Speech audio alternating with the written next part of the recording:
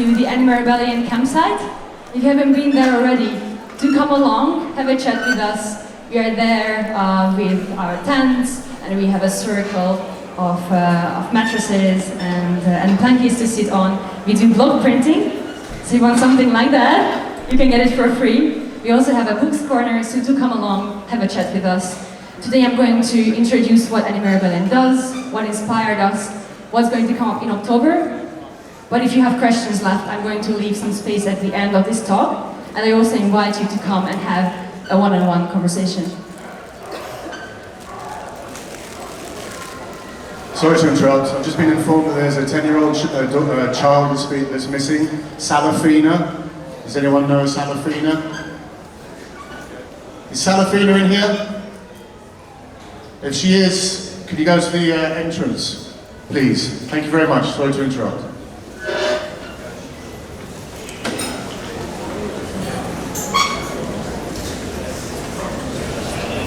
Alright, so my name is Dora Hargitai. I identify as a human being on this planet, and I had two major turning points in life. The first thing was waking up to speciesism and waking up to exploitation. That's where I decided to change my life, to change my diet, to quit my job and move from the oil and gas industry, sustainability, through further studies. The second turning point was when I woke up to climate emergency this year, April, at Marble Arch with Extinction Rebellion.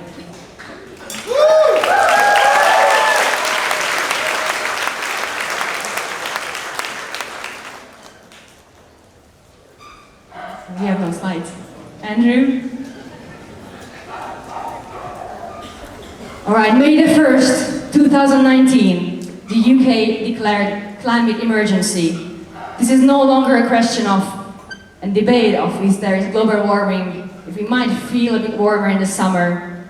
There is climate emergency, and it's not a UK-specific issue. The climate emergency applies to the whole world. It means all humans, all animals, all lives on this planet living right now and in the future are in danger and threat, and this has been declared by the United Kingdom. Now, in the past years, this has been already said by science. This is not something new. Why haven't we woken up to this realization?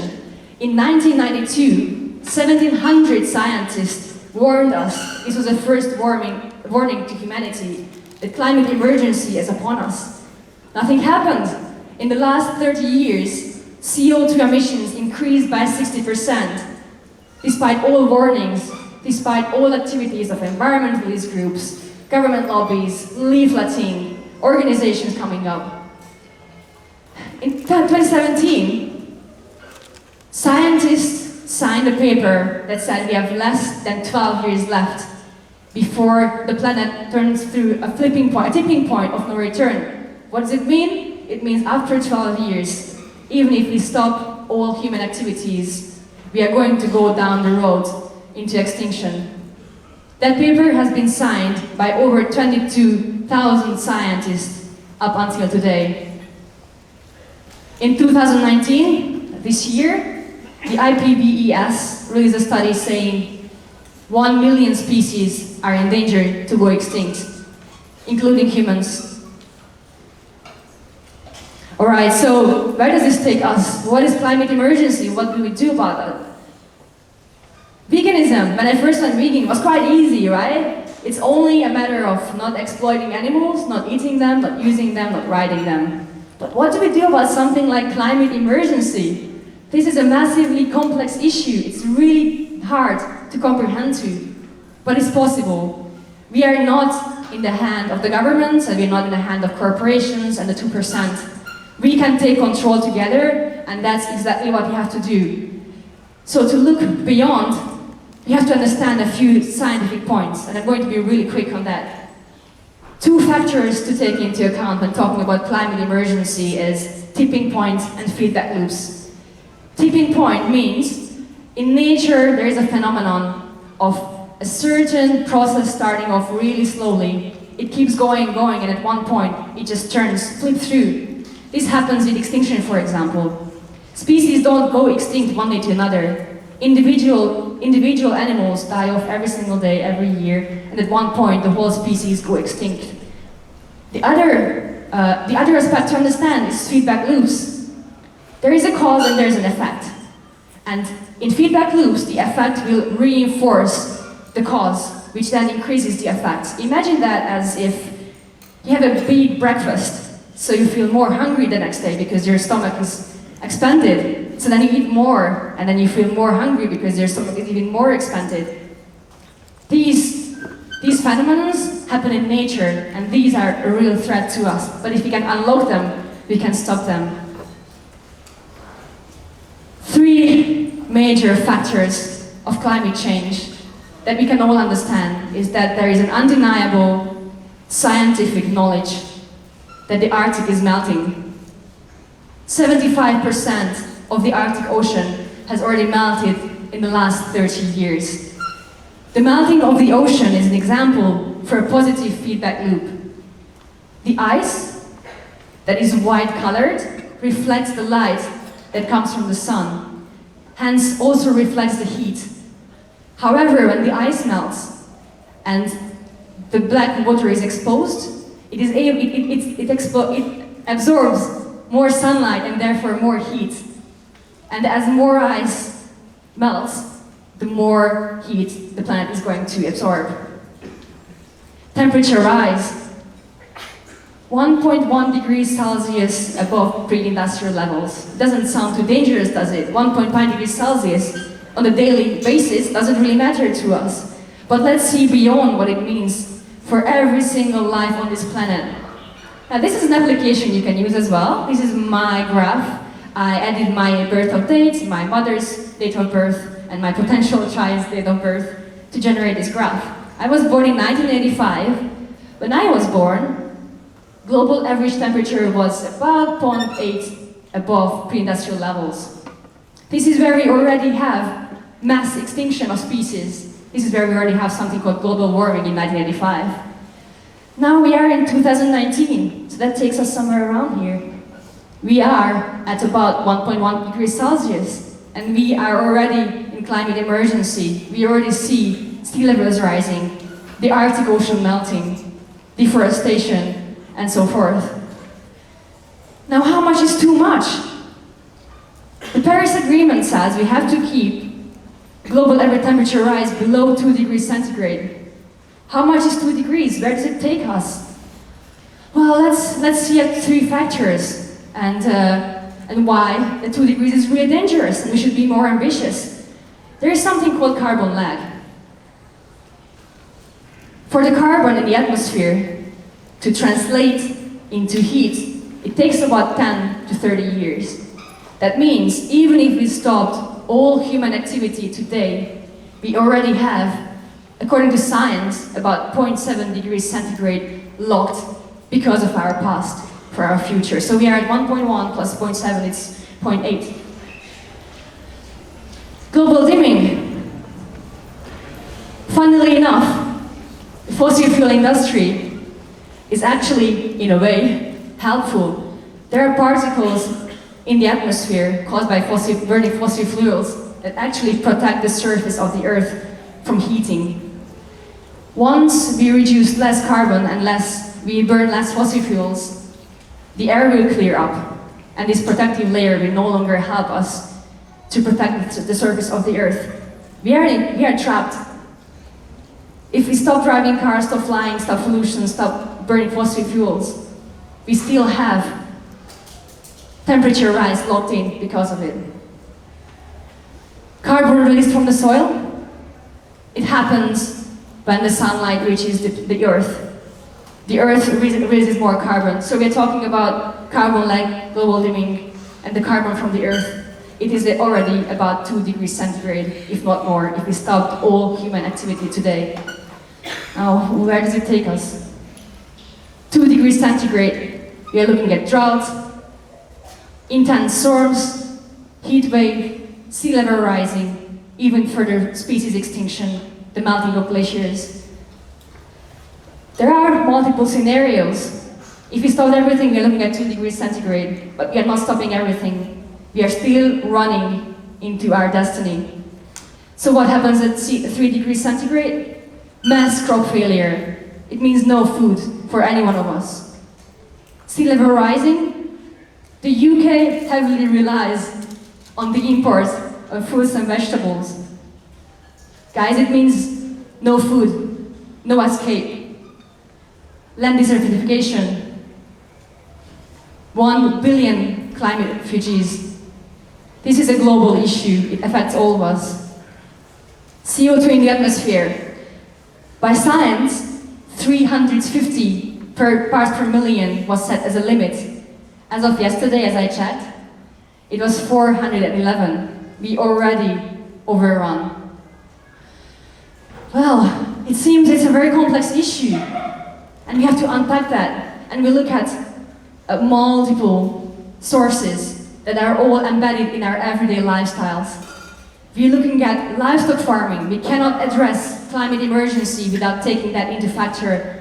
Deforestation for cattle and grazing. Look at the rainforest, what's happening right now. The Amazon is burning because of animal agriculture. And not just the Amazon, if you look at the whole map, the world is burning, our future is burning. Fossil fuels for energy, our habit of driving cars, our plastic use, overuse of resources and energy. We don't count how much water we use. All of us engage in this. So where does it take us? It's a systemic issue. We are all born into a world that there are behavioral patterns, cultural patterns that we all conform to. Now, I already talked about what's going to happen, climate emergency, soil erosion, desertification. We are in a climate emergency, but it's also an ecological emergency, and it's also an extinction of species. Now, society collapse is something we will have to probably face. It means no access to hospitals. It means no visiting of relatives beyond the borders. It means absolute devastation. This is a climate emergency, and it is an animal emergency. Animals already suffer in unimaginable rates. Wild animals who go extinct, 200 species every day. And also think of the farm animals. In case of a flood, humans run away and leave the livestock behind because they are stuck. So let's talk about animal agriculture. We have to address animal agriculture in the discussion of climate change, and we will. There is a very important study that came out from the Oxford University.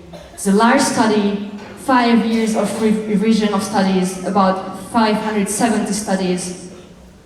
They looked at human consumption in terms of food and the environmental effect. I'm just going to read through what we can achieve together for the planet and our future and for our entire society on the planet, animals, humans, human animals, non-human animals, if we are able to tackle this problem.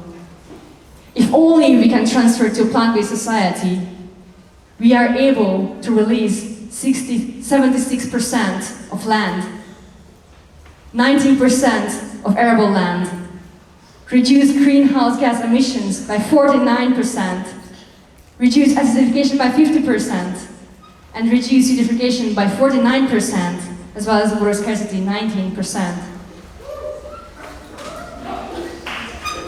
All mammals on the earth consist of 60% livestock, 36% are humans, and 4% are wild animals. The giraffe is now going extinct. Well, I'm not speciesist. Giraffes and butterflies and bees, for me, are the same. But this is important to understand for everyone who talks about climate science. I'm just going to read up something from social media.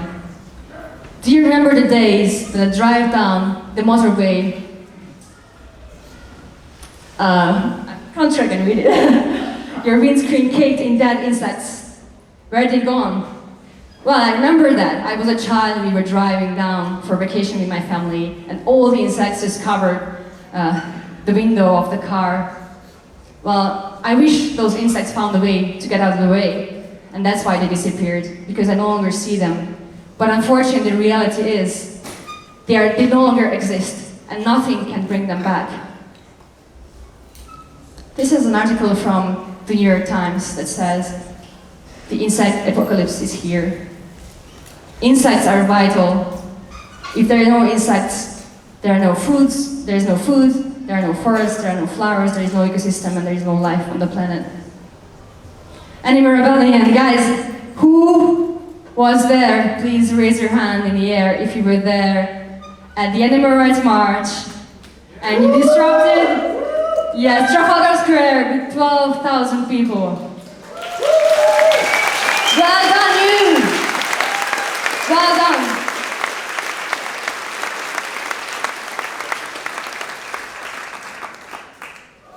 What is Animal Rebellion? Animal Rebellion is a mass voluntary movement that uses a method of non-violent civil disobedience. We are going to act together with Extinction Rebellion, and I'm going to talk about it. How? Well, what is our strategy? Why do we sit down in Trafalgar Square? What are we trying to do? What is non-violent civil disobedience? If you want to hear more, make sure you come back at 5 o'clock. You're going to have a non-violent civil disobedience training. But for now, I'm going to give you a bit of a taste on what that means and why it's vital and why do we choose that as strategy with Animal Rebellion. Throughout human history, we only had one practice that was able to change systems from the core, and that is bring as many people as possible to the center of a country, to the capital, stay there for as long as you can, and practice non-violent civil disobedience. This is the single largest tool that we have, people, the everyday people, to force the government to act on our demands. Without the sacrifice of masses, without us sitting down at Trafalgar Square, breaking the law, we cannot make a change. No one wants to do it. This is inconvenience. And we deeply apologize for causing inconvenience. But if business keeps running as usual, we will not have life on this planet by the end of this century.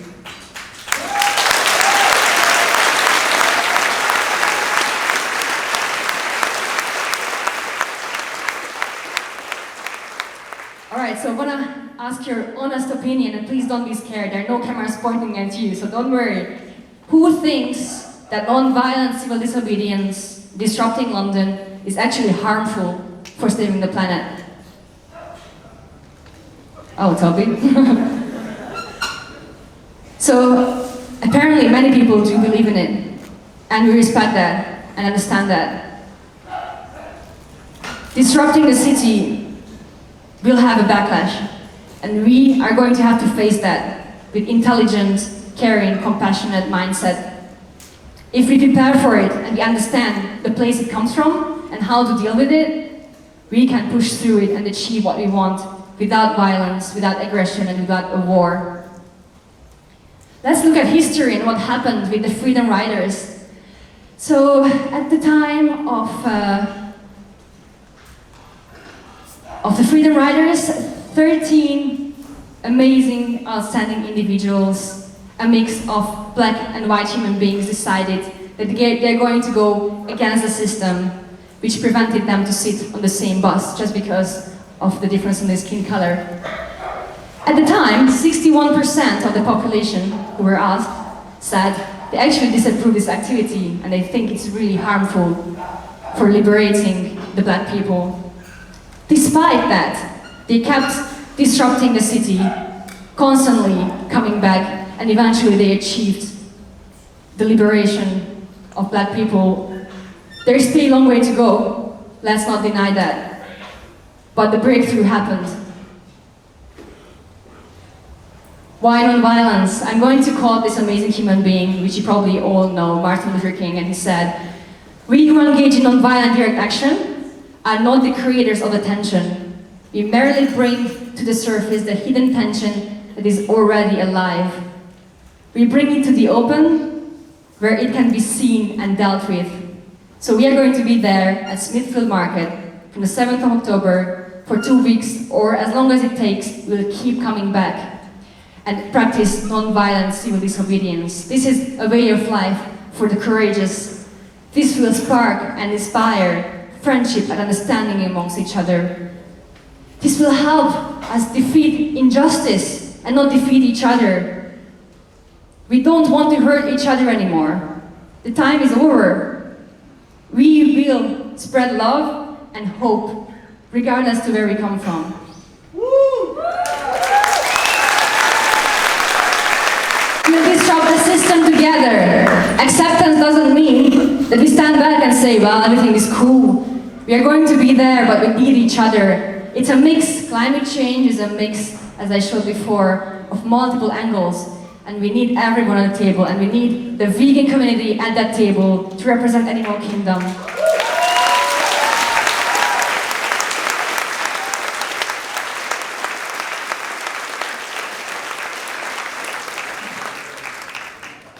To join the rebellion. Alright, what's gonna happen? 7th of October. We are going to say goodbye to our bosses for 2 weeks, grab a tent, a mattress, our boyfriend, and go to Smithfield Market and camp out and stay there. We are going to blockade Smithfield Market, where we expect a lot of backlash from the meat industry. But we are going to practice non-violent civil disobedience. And again, I invite you to participate with the training to know how it's done properly. But it's not just Animal Rebellion. Extinction Rebellion is going to be there with tens, thousands, hundreds, thousands of people. It's also a movement of movements. We are going to have different movements coming together for the same cause. We are going to look at where we can all unite and work on it together. And these are pictures from April. Relationship with Extinction Rebellion. So many questions, and you guys are awesome. Our Animal Rebellion page is flooded with questions. What's the relationship? We don't want AxR, we want animal justice.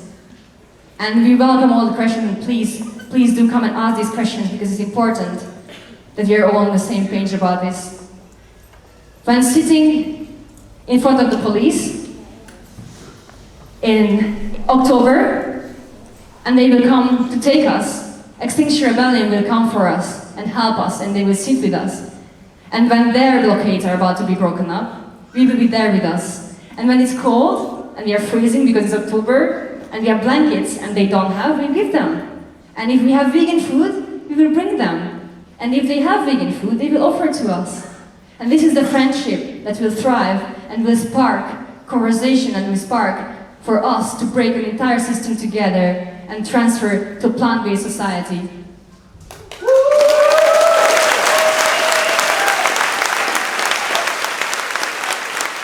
Alright. So let's see where we are with the media. We want the media to be with us, to cover us, and I want smiley faces. We want hope, we want compassion, we want to show who we really are. We really care about the animals, we care about each other, we care about all lives. Independent, The Guardian, and sentient media already gave us massive attention. So people are watching. Whatever we do in October is going to decide where we go. October is our last chance. If science is true and we have 11 years left, this is probably the last chance that we have to create that friendship with each other that will enable us to act together. Okay, so demands, what do we want? Animal liberation. Yes. And alright. We align with the message of Extinction Rebellion because this is universal. It applies to everyone, and so it applies to the animal kingdom. Tell the truth. We ask the government to tell the truth about climate change. And the truth cannot be told as long as the government doesn't say that animal agriculture is one of the major leads of climate change.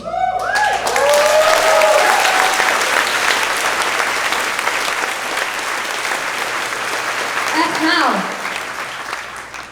Thank you, government. You said it. You declared climate emergency. Now act. And we are going to help you, but act. Government cannot take action without considering animal subsidies and those to be vanished away. We have to stop subsidizing animal industry and overfishing, and we need a plant-based food system that is sustainable and just.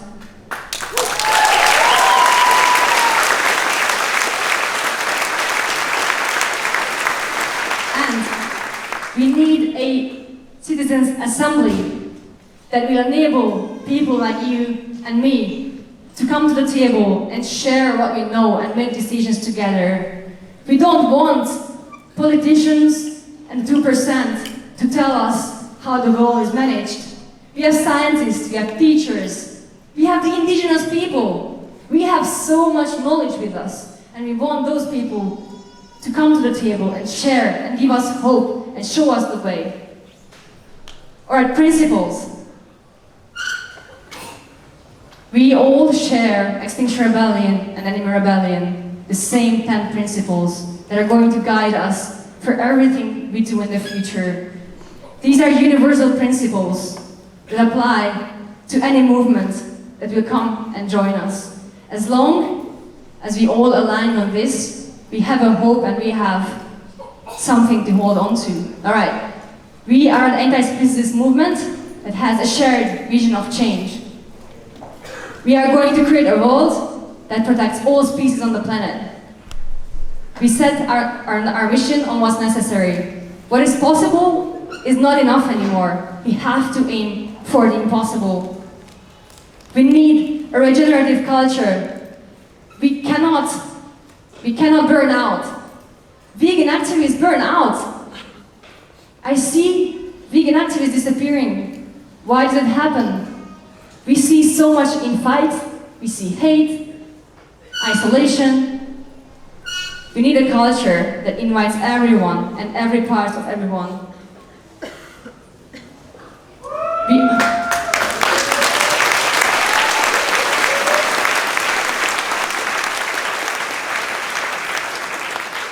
openly challenge ourselves and our toxic system. We are all children of a toxic society and economy. And we are open and we are ready to listen and to share what we know. We value reflecting and learning. We want to hear what you have to say. We don't know everything. We know a lot, but not everything. So let's share, let's listen, and let's also ask. We welcome everyone and every part of everyone. We want children to come, because it's their future. We want the elder to come. We want everyone from every layer of society, because climate change affects everyone. We all have to be there and let our voices heard, and we will actively put people forward to be able to share. That takes me to the next point. We actively mitigate for power.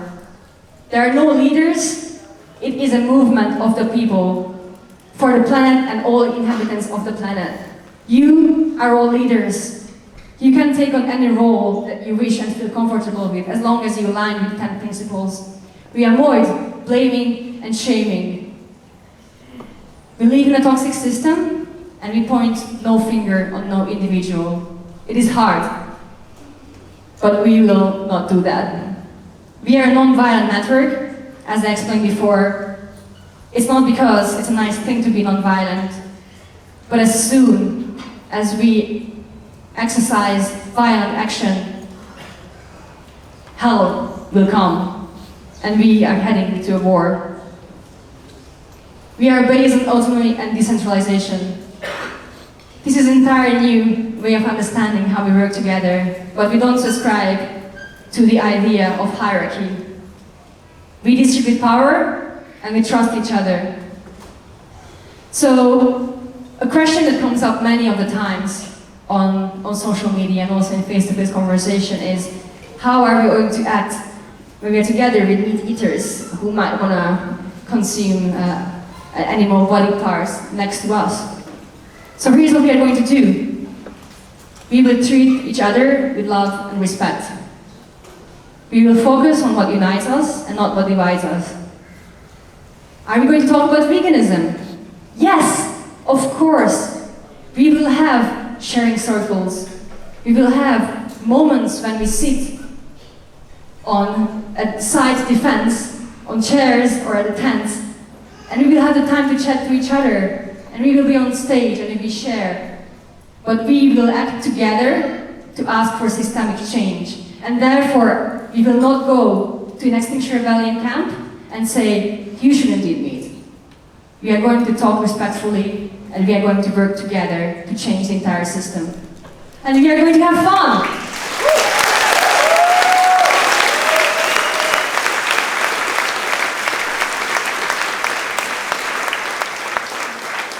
That's quite important.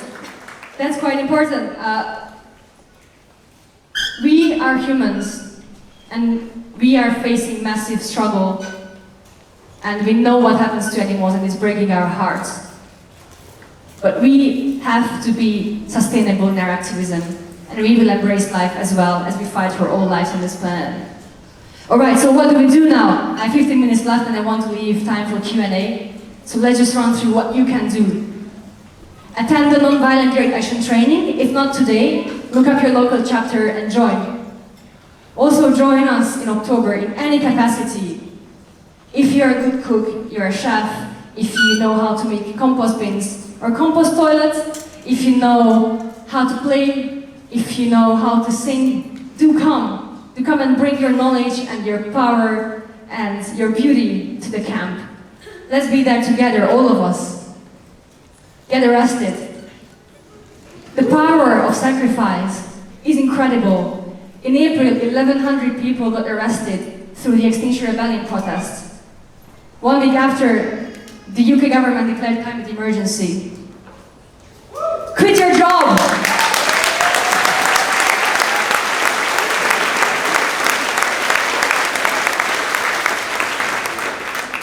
Quit your job and join the rebellion. It's a hard ask, but it's your decision. Spread the word, talk to people about Animal Rebellion, tell them why you engage, why you participate, and invite them to join with you. Also start in a local group. Animal Rebellion is for everybody. Anyone can start a local chapter, and we encourage you to do so. Reach out to us through our volunteer form, let us know you need help, and we will give you all the power and all the materials to do that. Volunteer in any way, help us organize, help us with social media, help us with arts and crafts and performance, anything you wish, do come and come along and help us. And if you have spare money, please donate. We work with volunteers, amazing, amazing beings. Where are you? Are you here, guys? Animal Rebellion Corps, there you go. Animal Rebellion Corps, thank you so much, guys. They quit their jobs and they work on changing the world full time. Big respect. All right, and now it's time for Q&A. Any questions?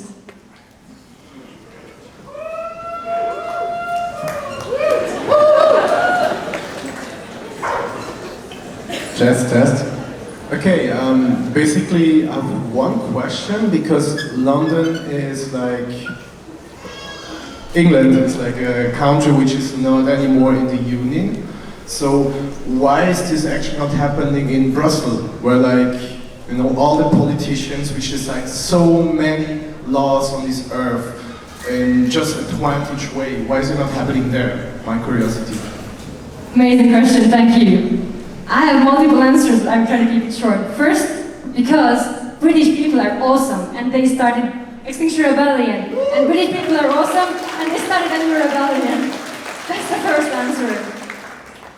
I'm sure, and we already see, and if our outreach coordinator is here, he could tell that other cities and countries around the world already started an Animal Rebellion. There might already be one in Brussels, I'm not sure, but it's spreading, and we encourage all the countries to do the same.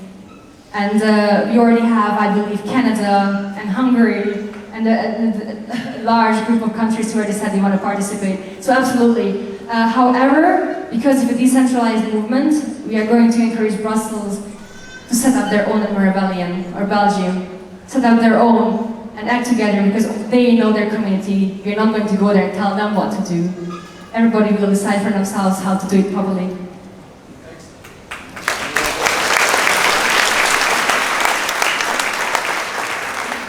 Well, it's more of a statement, but we can't think of it as 10 years. We need to think of it as however many seconds. Because it's happening now, not 10 years in the future.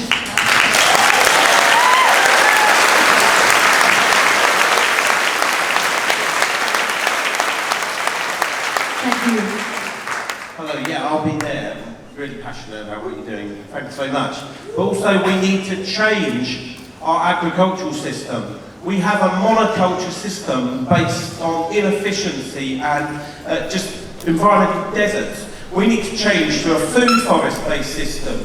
We have planted a 6-acre piece of land up with thousands of fruit trees, nut trees. We've put ponds on there. We've brought back biodiversity on our land, and we're eating healthy perennial food crops.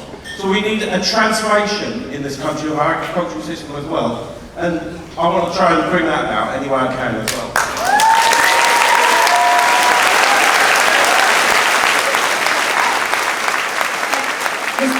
Big answer. Thank you so much. And this is exactly why we need Demand 3, an assembly where people like yourself can come to the table and say, hey guys, actually, that's something that we have to take into account. Thank you so much. Hello, thank you for your talk. Can I ask what may be a very naive question? How do you do a blockade if the police know that you're going to be there? Thank you. Brilliant question. I love it. This is the power of the masses. The police knew that we were going to come in April as well with Extinction Rebellion. But the police will not stop us exercising our rights and our rights to protest. Well, we're just taking a bit longer.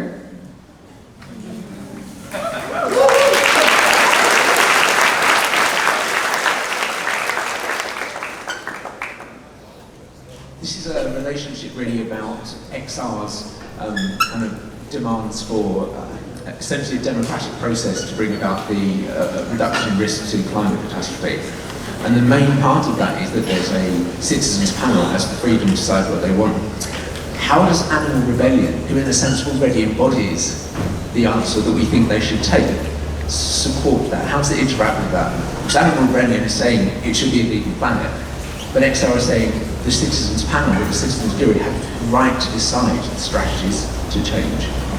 Thank you so much. So, the Citizens Panel, we want that to include the plant-based society message. And so we are going to be at that table. And if we have enough numbers with Animal Rebellion, we can show that we are committed and we have a message to say, we will be welcome. Extinction Rebellion is not a separate group. Extinction Rebellion is every person on this planet.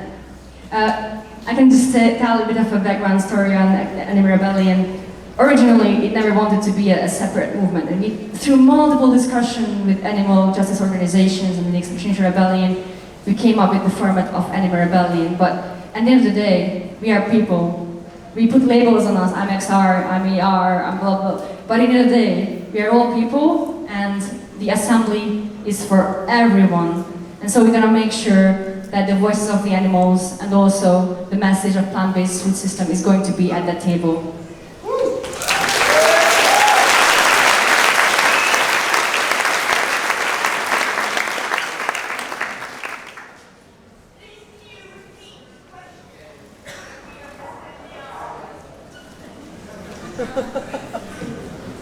The same question. Sorry, can you hear the question now?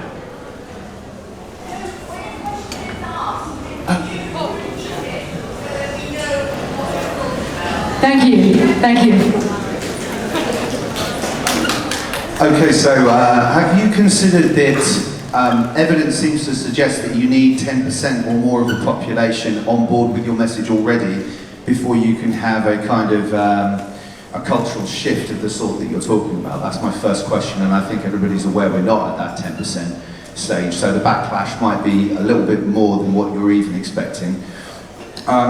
And secondly, October the 7th, it has got some sort of timing to do with a little thing happening on October the 31st, and I don't mean Halloween. Right, two questions. The first question was about mobilizing 10% of society. How's it going to happen? According to social science, we actually need 3.5% of the population to wake up to climate emergency, either way, to be able to tackle this. So that's a little bit smaller number, but it's still huge. It's massive. It's not easy. But all we have is hope and ourselves, and that's why we are all here, because we believe it's possible. And the second question was October. I understand, and I also think that we will be there on October the 7th, and we will be there on May the 7th, and August the 21st, and February the 20th. The dates will change as we go through the year, and we will cover a lot of days that are sensitive to certain people, and we will always make sure that we are aware of that. But we are going to go there and come back again and again and again, and we might stay for the whole year, we don't know. Next question. Hi. It seems that we need to take a lot of people on board if we want to be effective. And I think on social media is where a lot of public opinions gets formed. But I see a lot of weird argument on social media. And a lot of people who should be on our side, they actually talk a lot of conspiracies, or they use the skeptical argument. So when you try to say something, oh, it's only conspiracy by someone else, the Illuminati or whatever. So even if we have the truth, they try to sabotage this truth. So how do we counteract this? Because a lot of people are really convinced on social media by these false arguments. Yeah, I think we are all, sorry, the question was, how do we overcome the comments regarding our methods, I guess. And I think the answer is we're already used to it as vegans. We have been called animal abusers when we go to liberate animals, and we have been called aggressive just by saying, actually, I don't eat meat. So I think we are used to people opposing to what we do, and I also think there are no two sides. It's not their side and our side, and we have to see our point. We all come from some place. We all have a history, we went through different journeys, and we wake up to different realizations at different points of our lives. Waking up to climate emergency is not easy. And so, many people will oppose, but as you saw before on the slides previously, we don't need everyone to come on board immediately, it's impossible. We all need 3.5% to come on board, and we already have that. And that's why it's super important the vegan community wakes up and says, here we are, because we already have the numbers in the vegan community. If we join in to the climate debates, the climate justice fight, then we can make that change together. Next question. Thank you.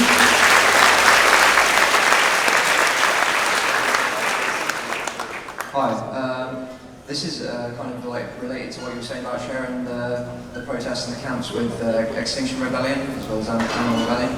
And I feel like it's kind of one of the reasons I didn't really join in with the Extinction Rebellion was it's kind of one of the reasons I didn't join in with the Extinction Rebellion was because I kind of looked at it on the news and thought, but I bet a lot of those people aren't vegan, and I don't see how you can protest climate change and protest, habitat destruction and not be vegan.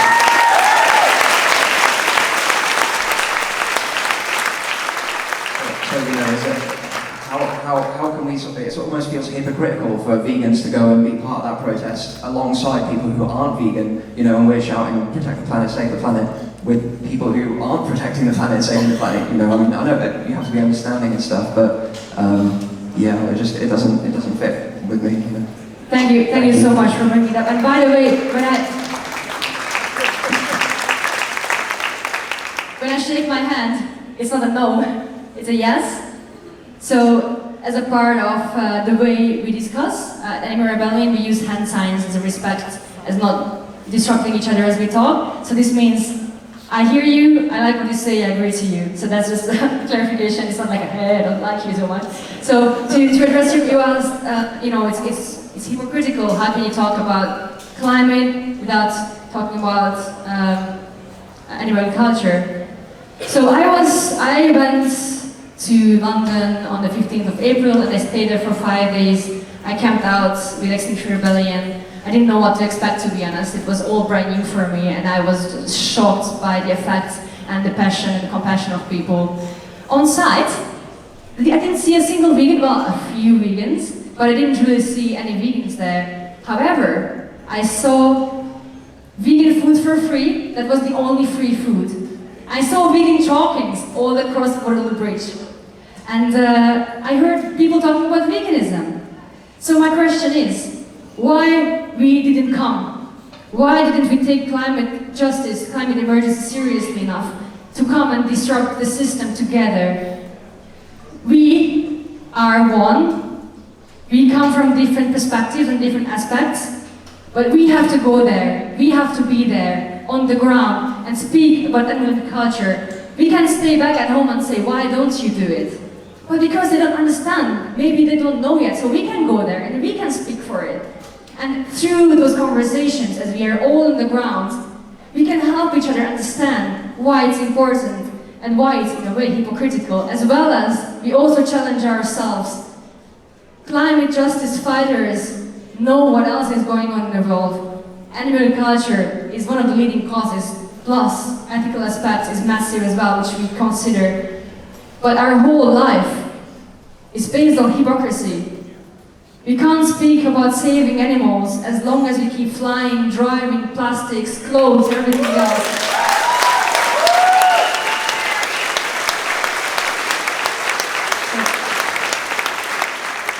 So peace and acceptance doesn't mean we are silent. It simply means we choose a way to speak to each other, and at the same time as we speak, we are disrupting the system together.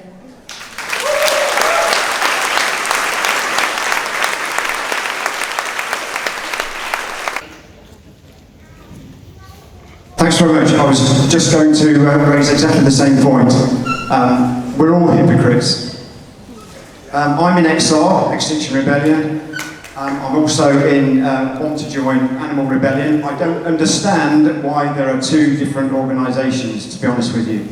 But yeah, if you go home and turn your heating on, if you go home and drive, if you buy new stuff, you're a hypocrite. The changes we need to sort this planet out are massive. And unless you understand that, well, there's no hope. So, yeah, but come to London in October.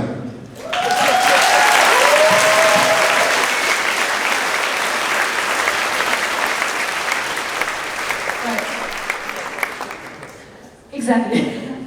Right, let me just answer the little question you had, why there are two separate organizations, why there is Extinction Rebellion and Animal Rebellion. So as I just briefly mentioned before, the beginning of Animal Rebellion was just a conversation with AxR about what can we do? What can we do to bring this beautiful, active, compassionate, aware community on the ground? And so we thought, we are going to bring in the perspective of animal culture and also going to bring in the perspective of mass species extinction, which this community is already on board with. We understand it, we know it. So this is something that we can unite on and bring to the table of conversation. But absolutely, we are one.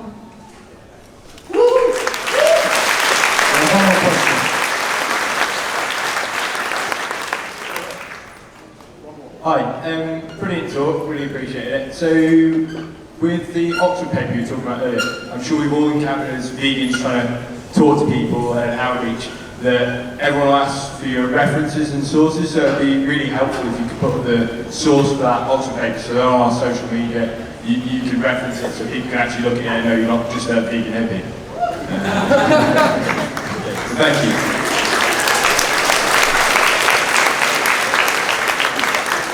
Thank you so much for the comment, and you're right, there is incredible amount of research and study and research behind everything we talk about here, and it would be very stupid of me not to mention that if you want to read more and want to do more and have your own understanding and own conclusions, don't listen to me. I'm just a vegan hippie. I am. I did study some sustainability, but go and do your own research as you have done and have your own convictions and then decide how you want to act. I hope to inspire you.